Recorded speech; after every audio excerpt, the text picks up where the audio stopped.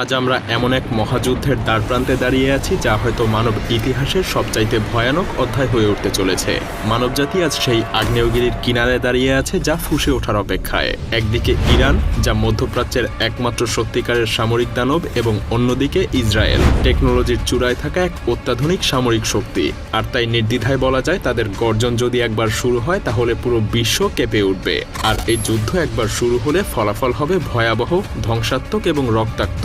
এই মুহূর্তে প্রশ্ন একটাই, কোন দানব জেগে উঠবে?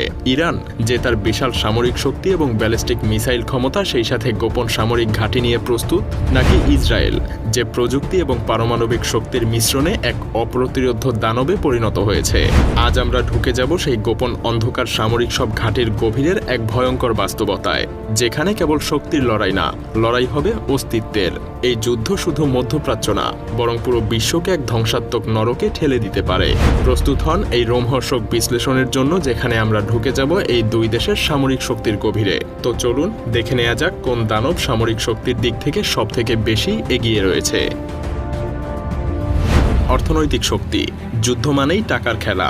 অর্থ ছাড়া আপনি সেনাবাহিনী চালাতে পারবেন না, ক্ষেপণাস্ত্র ছুড়তে পারবেন না, বা আকাশে যুদ্ধ বিমানও ওড়াতে পারবেন না। আর তাই তো 2024 সালে ইরান তাদের সামরিক বাজেট প্রায় 15 বিলিয়ন মার্কিন ডলার বরাদ্দ করেছে। ইরানের বিশাল বাজেটের মূল উদ্দেশ্য হলো তাদের ইসলামী বিপ্লবী গার্ড কর্পসকে আরও ভয়ঙ্কর করে তোলা, তাদের মিসাইল, স্থলবাহিনী এবং নৌবাহিনীকে যুদ্ধের জন্য প্রস্তুত করে তোলা।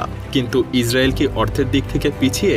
মোটেও না, বরং তারা বরাদ্দ করেছে প্রায় 27.5 বিলিয়ন মার্কিন ডলার, যা ইরানের তুলনায় অনেকটা বেশি। আর এই অর্থ দিয়ে তারা তৈরি করছে নতুন ক্ষেপণাস্ত্র, উন্নত যুদ্ধ বিমান এবং এমন সব অস্ত্র যা মুহূর্তের মধ্যেই শত্রুকে নিশ্চিহ্ন করে দিতে পারে।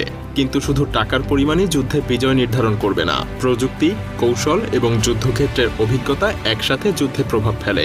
যেমন ইরানের মাটির নিচে থাকা গোপন সামরিক ঘাঁটি এবং অদৃশ্য মিসাইল ইসরায়েলের সেই সকল প্রযুক্তির চোখও ফাঁকি দিতে পারে। ইরানের কোন দানব কখন জেগে উঠবে তা এখনও কেউ বলতে পারে না। সেনাবাহিনী। ইরানের সবচাইতে বড় শক্তি কি জানেন? তাদের বিশাল সেনাবাহিনী। তাদের আছে 6,10,000 অ্যাক্টিভ মিলিটারি পারসন।